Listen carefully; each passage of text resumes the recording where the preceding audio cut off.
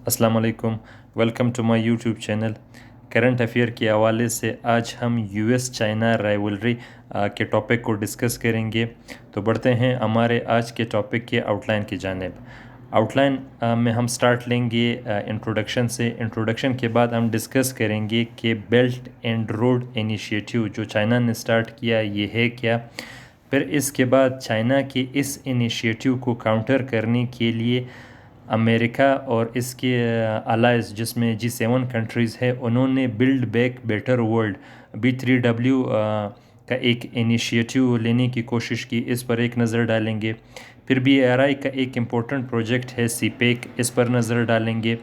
Further हम इसमें लिखेंगे द स्ट्रिंग ऑफ पर्ल्स जो US चाइना राइवलरी है, इस पर एक नज़र डालेंगे। इसके साथ साथ क्वाड और IPEF जो एक्सटेंशन है ईस्टर्न नेटो की, इस पर नज़र डालेंगे। फिर Taiwan the reason for troops in US region, इसको भी डिस्कस करेंगे। फर्दर हम इसमें डिस्कस करेंगे China's military exercise in Taiwan और लास्ट में हम डिस्कस करेंगे कंक्लूजन।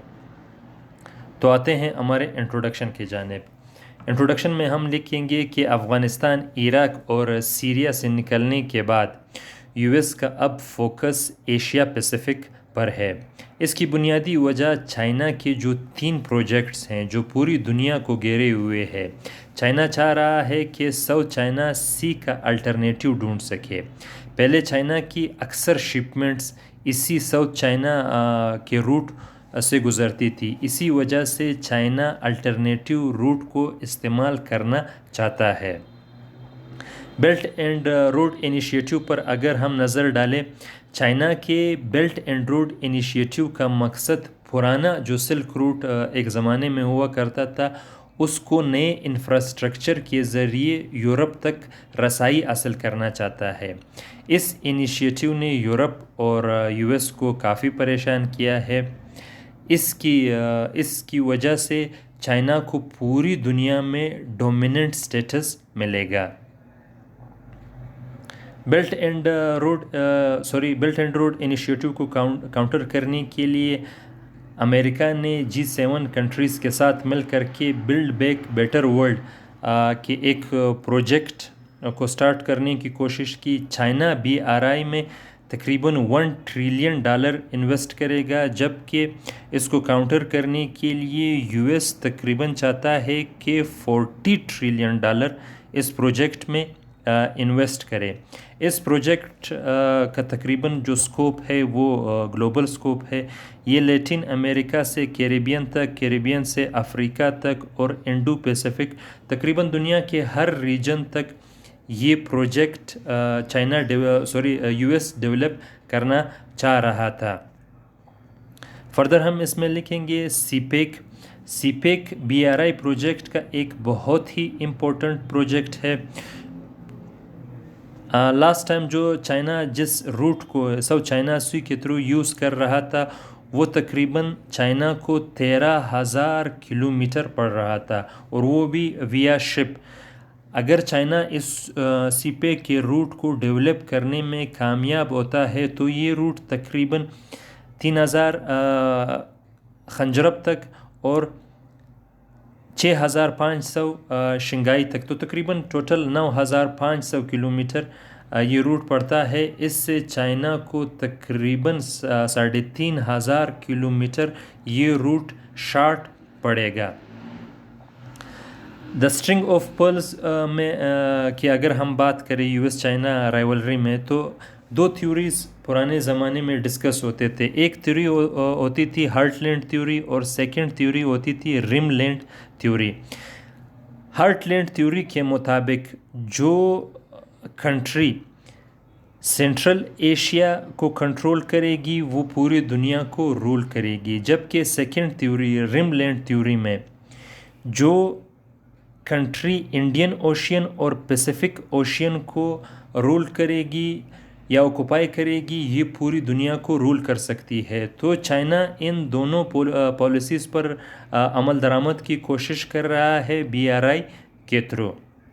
फर्दर हम इसमें ये डिस्कस कर सकते हैं कि दुनिया की जितने भी कास्ट्स हैं चाइना चाह रहा है कि उन कॉस्ट तक रसाई हासिल करे।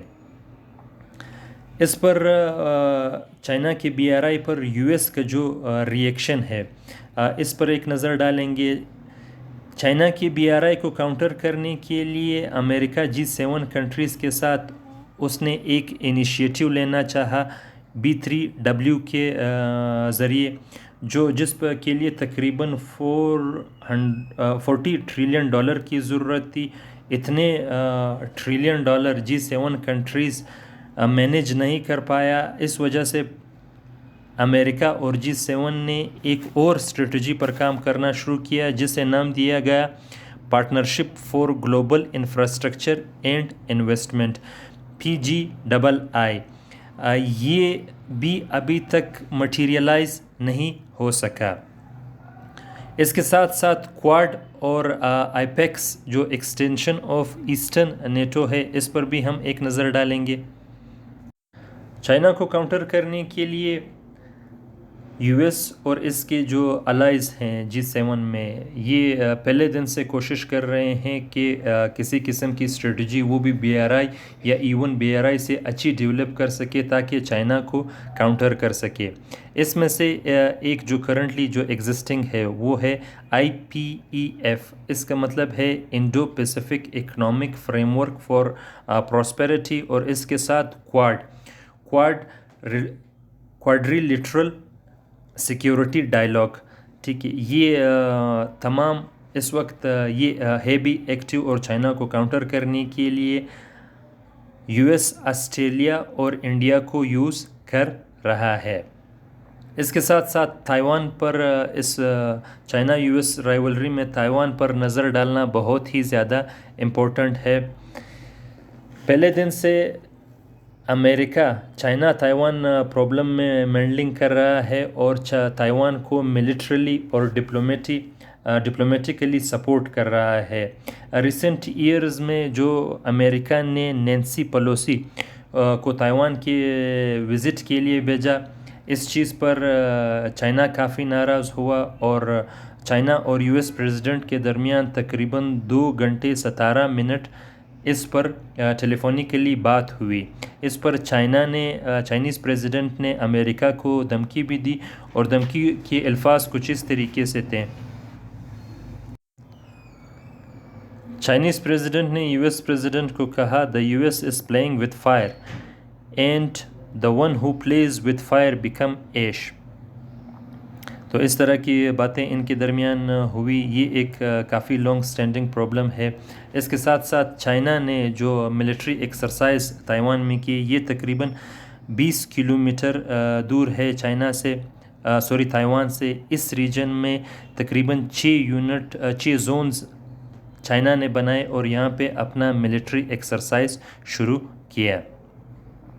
हमारे टॉपिक को हम इस तरीके से कंक्लूड कर सकते हैं कि जो प्रोस्पेक्ट्स हैं US के, जो वो ग्लोबल डोमिनेंस चाह रहा है पूरी दुनिया में, ये करंट ईयर्स में काफ़ी ज़्यादा चैलेंजिंग है इसको अपने डोमिनेंट स्टेटस को बरकरार रखने के लिए, क्योंकि जो लास्ट 4 डिकेड्स में चाइना ने जिस तरीके से अपनी इकोनॉमी को स्ट्रेंथन किया है, अपने मिलिट्री को स्ट्रेंथन किया है, इसकी मिसाल नहीं मिलती। और बिल्कुल ये इस वक्त अमेरिका को काउंटर करने की पोजीशन में है, और शायद इस तरीके से कहा जा रहा है, थिंक टैंक्स ये कह रहे हैं कि आने वाले वक्तों में इसमें कोई दो राय नहीं कि चाइना दुनिया का सुपर पावर बन सकता है।